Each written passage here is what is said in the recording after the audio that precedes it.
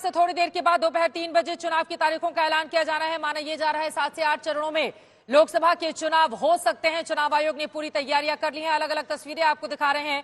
303 सीटें 2019 में जीतने वाली भारतीय जनता पार्टी का क्या होगा, क्या रहेगी स्ट्रैटेजी। चुनाव की तारीखों के ऐलान के साथ ही आज प्रधानमंत्री नरेंद्र मोदी जब इंडिया टुडे के मंच पर आएंगे, हमारे कॉन्क्लेव का हिस्सा बनेंगे, तो आज तक के दर्शकों के जेहन में जितने भी सवाल चल रहे हैं, यकीनन उन सवालों का जवाब जानने की हम करेंगे कोशिश।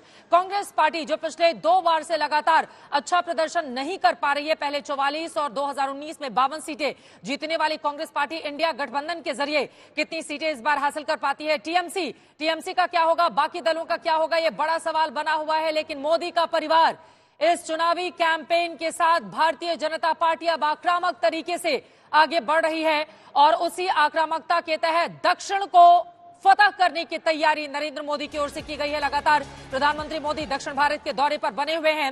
एक तरफ उनका मिशन दक्षिण जारी है, तो वहीं दूसरी तरफ मिशन इंडिया टुडे कॉन्क्लेव का वो हिस्सा बनेंगे। आज रात 8 बजे जब उनको लाइव सुनेंगे आप आज तक पर।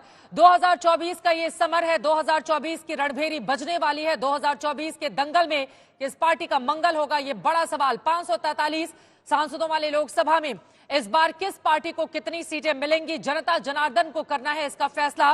2019 के मुकाबले इस बार 9 करोड़, आपको बताते चले कि इस बार तकरीबन 7 करोड़ वोटर ज्यादा रहने वाले हैं।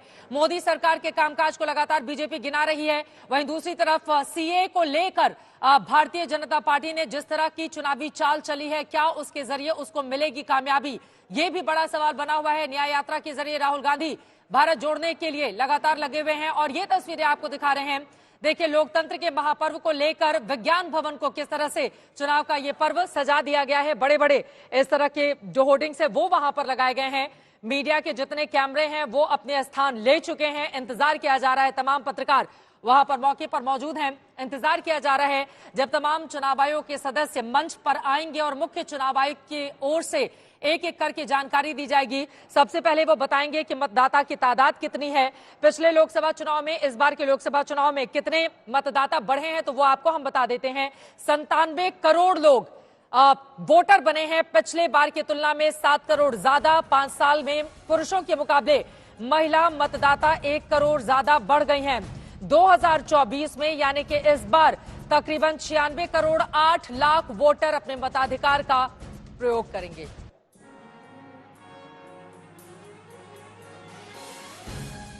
विज्ञान भवन आपको लेकर चलेंगे, हमारे सहयोगी वहां पर मौजूद हैं, उनसे और ज्यादा जानकारी हम लेंगे क्योंकि लोकतंत्र का यह महापर्व है जिसकी तारीखों का ऐलान आज कर दिया जाएगा। लेकिन आपको बताते चले 2024 की रणभेरी बजने के साथ ही पार्टियों के अपने अपने दावे हैं। कल इंडिया टुडे कॉन्क्लेव के मंच पर पहुंचे देश के गृह मंत्री अमित शाह। इलेक्टोरल बॉन्ड से लेकर 370 सीटें जीतने के फॉर्मूले तक 400 पार का नारा एनडीए के लिए दिया जा रहा है। लेकिन क्या यह संभव होगा? एक देश एक चुनाव, बार बार इस पर जोर क्यों दे रही है बीजेपी? तमाम बातों को लेकर राहुल कंवल, मेरे सहयोगी ने उनसे बातचीत की। क्या कुछ कहा गया गृह मंत्री अमित शाह की ओर से, सुनिए। 2019 में कानून पारित हो गया है। बार बार मैंने कहा है कि पार्लियामेंट ने पारित किया कानून है, पत्थर पर लकीर है, ये होगा ही होगा। अब कहां सस्पेंस बचा है? 5 साल पहले कानून पारित हो गया था, अब सिर्फ रूल्स बनाए हैं। हमारी विल हमने 2019 के चुनाव के भारतीय जनता पार्टी के घोषणा पत्र में घोषित कर दी थी कि हम अगर बहुमत में आते हैं तो सिटीजनशिप अमेंडमेंट एक्ट लेकर आएंगे। आते ही सरकार ने अगस्त 2019 में ये बिल पारित कर दिया। राज्यसभा में भी पारित हुआ, लोकसभा में भी पारित हुआ। कहां कंफ्यूजन था? मैं बताता हूं क्यों इसमें 5 ही धर्मों को लिया गया है। एक कटु वास्तविकता है, होना नहीं चाहिए था। हमारी पार्टी तो उस वक्त थी ही नहीं।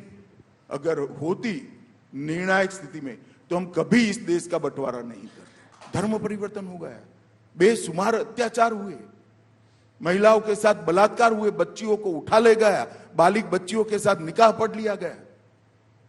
वो कहां जाए? वो भारत की शरण में आए और वो लोग अपना धर्म, अपना सम्मान, अपने परिवार की महिलाओं की इज्जत बचाने के लिए भारत की शरण में आए हैं और ये कहते हैं हम इनको नागरिकता न दें। क्यों न दें? मैं किसी भी मंच पर किसी भी व्यक्ति से चर्चा करने के लिए तैयार हूं। इलेक्टोरल बॉन्ड ये भारतीय राजनीति में से काला धन समाप्त करने के लिए लाया गया। कोई मुझे समझा दे कि इलेक्टोरल बॉन्ड आने के पहले किस तरह से चंदा आता था, तो कैश से आता था। बॉन्ड में किस तरह से आता है, तो अपनी कंपनी के चेक आरबीआई को देकर एक बॉन्ड परचेज करते हैं और देते हैं। इसमें गोपनीयता का सवाल आ गया। जो कैश में चंदा आता था इसका क्या हुआ, किसका नाम जाहिर हुआ है, मुझे बताइए। तो आज तक किसी का हुआ है क्या? किसी का नहीं हुआ। परंतु मैं राजनीतिक चीजों को ज्यादा डिटेल में जवाब देना चाहता हूं। एक परसेप्शन चलाया जा रहा है कि इलेक्टोरल बॉन्ड से भारतीय जनता पार्टी को बड़ा फायदा हुआ है क्योंकि भारतीय जनता पार्टी पावर में ब्ला ब्ला ब्ला। और अभी राहुल गांधी ने तो स्टेटमेंट कर दिया कि दुनिया की सबसे बड़ी उगाही का अगर कोई जरिया है तो इलेक्टोरल बॉन्ड है। मालूम नहीं इनको कौन ये सब लिख कर देता है। मैं पोजीशन आज देश की जनता के सामने स्पष्ट कर देना चाहता हूं। भारतीय जनता पार्टी को अप्रोक्सीमेटली 6,000 करोड़ के बॉन्ड मिले हैं। टोटल बॉन्ड 20,000 करोड़ के हैं। तो 14,000 करोड़ के बॉन्ड कहां गए? ये मैं दावे से कहता हूं जब हिसाब खुलेगा ये लोग आपको फेस नहीं कर पाएंगे।